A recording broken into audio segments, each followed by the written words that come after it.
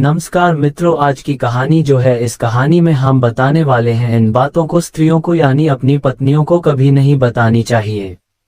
जो भी पुरुष, जो भी व्यक्ति इन 3 बातें अपनी स्त्रियों को बता देता है तो वह पुरुष सदा के लिए ही गरीब रहता है, वह पुरुष सदैव ही दुखी रहता है।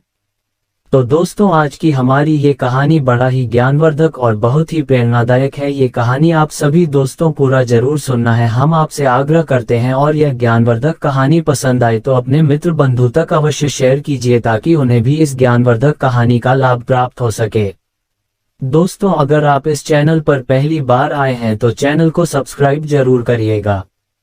साथ ही हमारी नई वीडियो सबसे पहले देखने के लिए बेल आइकन को प्रेस करें ताकि आपको नोटिफिकेशन समय समय पर प्राप्त हो सके। तो दर्शकों, अब आपका ज्यादा समय बर्बाद न करके आज की इस पावन कहानी को शुरू करते हैं। चाहे मर जाना, लेकिन इस कहानी में बताई गई इन 3 बातों को स्त्रियों को भूलकर भी मत बताना।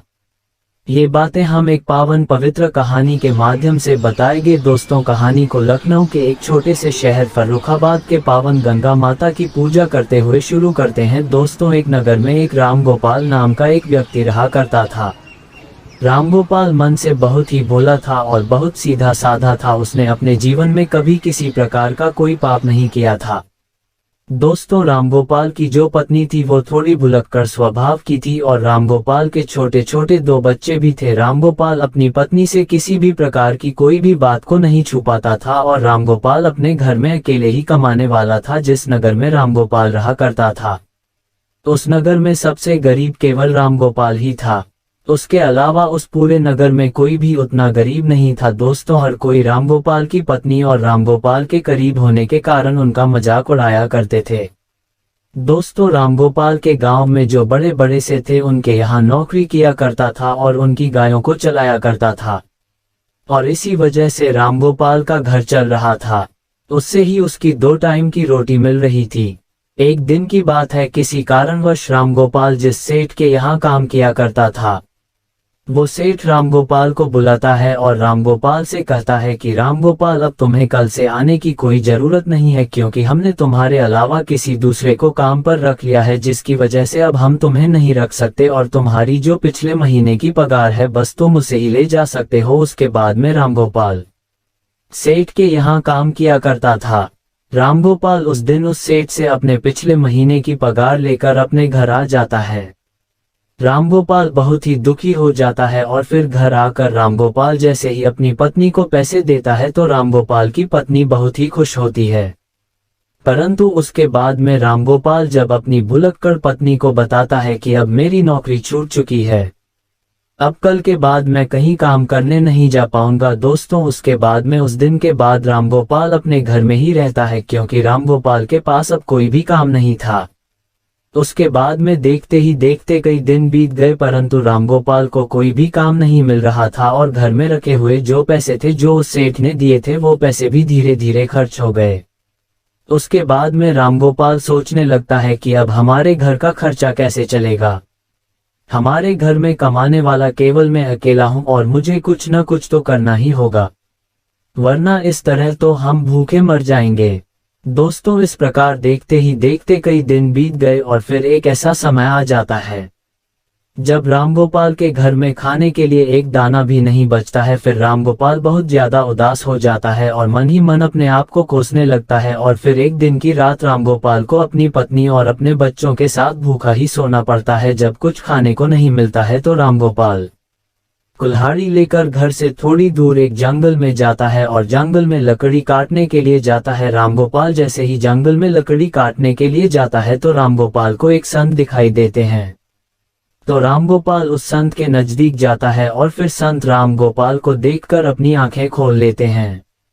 फिर रामगोपाल उस विद्वान संत को प्रणाम करता है और प्रणाम करने के बाद उनके पैरों में गिर जाता है और कहता है कि गुरुदेव, मेरे घर में खाने पीने के लिए दाना पानी नहीं है, मेरी बीवी और बच्चे भूखे मर रहे हैं, कृपया करें आप मुझे कोई ऐसा सुझाव दें जिसकी वजह से मेरा घर ठीक तरह से चलने लगी। दोस्तों, इस प्रकार विनती करने के बाद में वह संत रामगोपाल की ओर देखता है और वह संत रामगोपाल की ओर देखकर समझता है कि वह बहुत ही नापापी है। उसने अपने जीवन में आज तक कभी पाप नहीं किया और बहुत ही सीधा साधा स्वभाव का है। सीधे स्वभाव को देखकर विद्वान साधु रामगोपाल से कहता है कि रामगोपाल, मैं तुम्हें आज ऐसे एक पेड़ के बारे में बताने वाला हूँ। अगर उस पेड़ के नजदीक जाकर तुम उस पेड़ से जो भी मांगोगे तो वह पेड़ तुम्हें ला कर दे देगा, और अगर उस पेड़ का एक छोटा सा भी भाग, छोटी सी भी लकड़ी तुम तोड़ लेते हो या काट लेते हो तो वह सोने में बदल जाएगी। इस तरह तुम अपना घर चला सकते हैं, अपने घर की गरीबी को दूर कर सकते हैं। लेकिन इसमें एक शर्त है, अगर यह राज तुमने किसी और को बताया, अगर तुमने इस बात को लेकर अपनी औरत को बताया, तो उस दिन के बाद से ही तुम्हें ये पेड़ किसी प्रकार की कोई वस्तु नहीं देगा और तू ही सब कुछ देना बंद कर देगा। उधर रामगोपाल तो सीधा साधा स्वभाव का था। फिर रामगोपाल संत के द्वारा बताए गए उस पेड़ के नजदीक जाता है, और पेड़ के नजदीक जाकर रामगोपाल को सबसे पहले अपनी बीवी और अपने बच्चों की ज्यादा चिंता थी। इसलिए रामगोपाल ने सबसे पहले उस पेड़ से एक बोरी चावल मांगने लगा। जैसे ही रामगोपाल एक बोरी चावल मांगता है, फिर झट से जाने कहां से एक बोरी चावल रामगोपाल के सामने आ जाते हैं। रामगोपाल उस चावल की बोरी को ले जाता है और अपने घर में जाकर अपनी पत्नी और बच्चों को चावल खिला देता है और भरपेट भोजन कराकर उस दिन रामगोपाल ने अपनी पत्नी को यह नहीं बताया था कि मैं यहाँ चावल कहाँ से लाया हूँ, परंतु फिर जैसे ही रामगोपाल दूसरे दिन उसी पेड़ के पास जाता है तो रामगोपाल उस वृक्ष से 5 सोने की मुद्राएं मांग लेता है।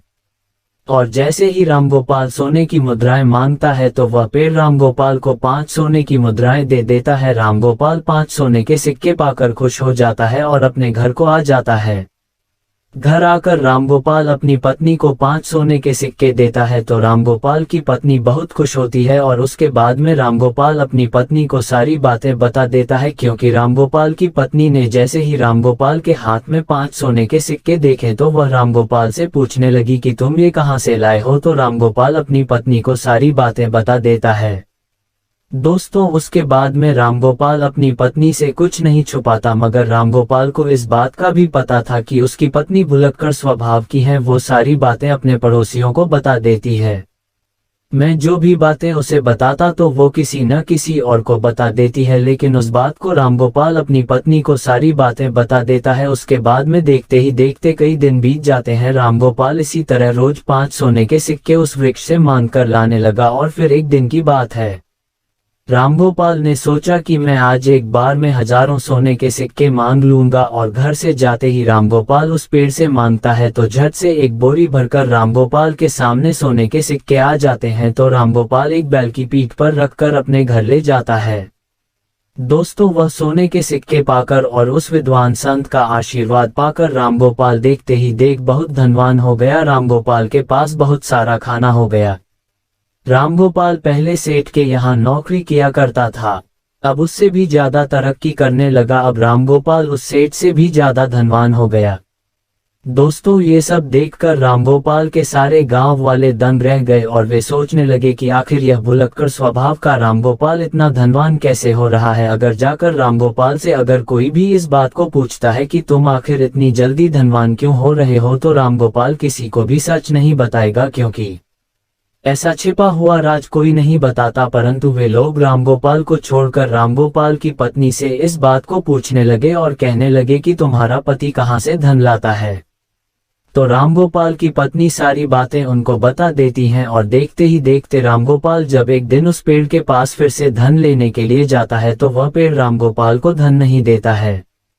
रामगोपाल कई बार उससे मांगता है, मगर रामगोपाल के मांगने पर भी वृक्ष रामगोपाल को कुछ भी नहीं देता है। फिर उस दिन रामगोपाल अपने घर वापस आ जाता है और इस चीज के बारे में ज्यादा नहीं सोचता है। फिर जब रामगोपाल दूसरे दिन उस वृक्ष के पास जाता है तो उस दिन भी रामगोपाल कई घंटों तक उस वृक्ष से मांगता रहता है, मगर कुछ भी उसे प्राप्त नहीं होता। रामगोपाल निराश होकर सोचता हुआ अपने घर आ जाता है। फिर रामगोपाल अपने घर आकर अपनी पत्नी से कहता है कि हे भाग्यवान, आज मैं पेड़ के यहाँ से खाली वापस आया हूँ। आज मैंने पेड़ से धन मांगा तो उसने कुछ नहीं दिया, कहीं तुमने किसी को इसके बारे में बता तो नहीं दिया। दोस्तों, रामगोपाल की पत्नी भुलक्कड़ स्वभाव की थी। वह अपने मन में किसी भी प्रकार की बात नहीं रोक पाती थी। तो रामगोपाल की पत्नी रामगोपाल से कहती है, मुझसे गांव के लोगों ने पूछा कि इतना सारा धन तुम्हारे पास कैसे आ रहा है, तो मैंने उन सबको बता दिया। तो दोस्तों, अपनी पत्नी के मुख से यह बात सुनकर रामगोपाल समझ जाता है, ये तो सारी करतूत मेरी बीवी की ही है। दोस्तों, उसके बाद रामगोपाल अपनी पत्नी को बहुत डांटता है और फिर इसी तरह दिन बीतते रहे हैं। ऐसे ही कई दिन बीत जाते हैं। रामगोपाल के पास जो भी धन था वह सारा धन खर्च होता जाता है और देखते ही देखते रामगोपाल अमीर से गरीब होने लगता है। अमीर से गरीब बन जाता है, दरिद्र बन जाता है। रामगोपाल की स्थिति पहले से भी खराब हो जाती है। फिर रामगोपाल के घर कुछ खाने को नहीं रहता है। फिर से एक दिन ऐसा आ जाता है कि रामगोपाल की पत्नी और रामगोपाल और उसके बच्चे रात को भूखे सोने लगते हैं। तब रामगोपाल अपनी पत्नी को कोसने लगता है और अपनी पत्नी से कहता है कि भुलक्कड़, ये सब कुछ तेरी वजह से हो रहा है। अगर मैं तुम्हें न बताता तो आज मुझे ये बुरे दिन नहीं देखने पड़ते। इस प्रकार रामगोपाल अपनी पत्नी से कहता है। दोस्तों, कहा जाता है कि अब पछताए क्या हुई जब चिड़िया चुग गई खेत। तो इस प्रकार रामगोपाल अपनी पत्नी से कहता है, मगर वह तब तक लेट हो चुका था। फिर एक दिन रामगोपाल उस संत को ढूंढने के लिए फिर से जंगल में जाता है, मगर रामगोपाल को संत विद्वान साधु उसे पूरे वन में पूरे जंगल में नहीं मिलता है। रामगोपाल को ढूंढते ढूंढते कई घंटे बीत जाते हैं और कई घंटे बाद रामगोपाल को वह संत मिल जाते हैं। संत मिलते ही रामगोपाल संत के चरणों में गिरकर रोने लगता है और कहने लगता है कि हे गुरुदेव, आखिर मुझसे ऐसी कौन सी भूल हो गई है जिसकी वजह से आप मुझसे रूठ गए। आप मेरी दाता हो, आप ही मेरे विधाता हो। हे विधाता, आप मेरी भूल को क्षमा करें, क्योंकि मेरी एक भूल के कारण आज मेरे बच्चे भूखे सो रहे हैं, मेरी संतान भूखे ही सो रही है। इसलिए हे प्रभु, आप मेरी सहायता करें। दोस्तों, उसके बाद में विद्वान साधु रामगोपाल से कहता है कि रामगोपाल, अगर ऐसी बात है तो मैं तुम्हें माफ करता हूं, परंतु आज मैं तुम्हें ऐसी 3 बातें बताने वाला हूं। और मेरी बात, ये 3 बातें किसी को कभी भी अपने जीवन में, ये 3 बातें चाहे कोई पुरुष हो या तुम्हारी पत्नी को, ये बात अपनी स्त्रियों को नहीं बतानी चाहिए। जो पुरुष इन बातों को अपनी स्त्रियों को बताता है वह पुरुष जीवन में सदा के लिए दुखी रहता है, सदा के लिए जीवन में गरीब रहता है। दोस्तों, उसके बाद में विद्वान संत कहते हैं कि रामगोपाल, अगर इन 3 बातों को आज से ही तुम अमल कर लोगे तो फिर से तुम्हारे अच्छे दिन आ जाएंगे और फिर से तुम्हारे पास उसी तरह धन आने लगेगा जिस तरह तुम्हारे पास पहले आ रहा था। तो फिर वह संत रामगोपाल को पहली बात बताने लगते हैं और कहते हैं कि पहली बात है, कभी भी किसी पुरुष को या अपनी पत्नी को अपनी कमाई का जरिया नहीं बताना चाहिए, क्योंकि अगर आप अपनी पत्नी को कमाई का जरिया बता देते हैं, अपनी कमाई के बारे में बता देते हैं, तो वो तुम्हारे कमाए हुए धन को खर्च करने पर रोक लगा देती है, अर्थात उस धन को बिल्कुल भी खर्च नहीं करने देती और साथ ही तुम्हारे कमाने का जरिए के बारे में पूरे गांव में ढिंढोरा पीट देती है और अपनी तारीफ समझकर लोगों को बता देती है, जिससे पुरुष को बहुत बड़ी हानि होती है। दोस्तों, जैसे कि रामगोपाल की पत्नी ने गांव के अन्य लोगों को कमाई का जरिया बता दिया, ठीक उसी प्रकार किसी भी पुरुष या स्त्री को अपनी कमाई का जरिया और अपनी कमाई के बारे में कभी भी नहीं बताना चाहिए। दोस्तों, दूसरी बात है, किसी भी पुरुष को या अपनी पत्नी को अपनी कमजोरी नहीं बतानी चाहिए, क्योंकि जो पुरुष अपनी पत्नी को अपनी कमजोरी बताता है तो आपको आपकी कमजोरी जानकर परेशान करने लगेगा, क्योंकि अगर आप अपनी पत्नी को अपनी कमजोरी बताते हो तो वह बार बार आपकी उस कमजोरी को पकड़ लेगी और आपसे अपना काम करवाने लगेगी, उस कमजोरी को पकड़कर आपको दबाने लगेगी। और अगर आप अपनी कमजोरी पत्नी को बता दें है तो आप अपने जीवन में हमेशा पछताते ही रहोगे। तो दोस्तों, इसलिए किसी भी पुरुष को या अपनी पत्नी को अपनी कमजोरी नहीं बतानी चाहिए। तीसरी बात, किसी भी पुरुष को या अपनी पत्नी को अपने जीवन में हुए अपमान के बारे में नहीं बताना चाहिए, अर्थात जो पुरुष अपनी पत्नी को अपने हुए अपमान के बारे में बताता है तो उसकी पत्नी उसे बात बात पर, छोटी छोटी बात पर आपके उस अपमान के बारे में बोलकर उसका हवाला देकर आपको परेशान करेगी, मजबूर करेगी और बार बार उस अपमान का हवाला देगी, क्योंकि स्त्री धर्म और कर्म से बनी हुई होती है। उनके मन में ऐसी इच्छाएं छुपी होती है और यह अपने मन की बातों को किसी और को नहीं बताती है, मगर दूसरों की बातों को दूसरे तक अवश्य ही बता देती है। इसलिए अगर आप अपने अपमान के बारे में अपनी पत्नी को बताते हैं तो इसमें आपको 100% हानि होती है।